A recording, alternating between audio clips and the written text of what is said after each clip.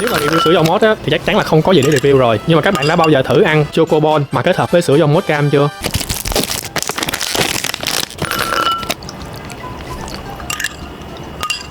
Xin mời mọi người.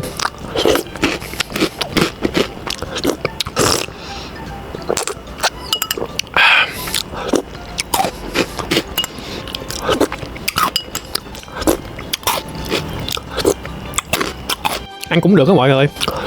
Vị nó ngọt ngọt, thơm sô-cô-la nè, kết hợp với sữa cam chua chua nữa. Bên trong là đậu phộng béo béo. Ăn đã thiệt sự luôn á. Mình thấy ăn ngon nha.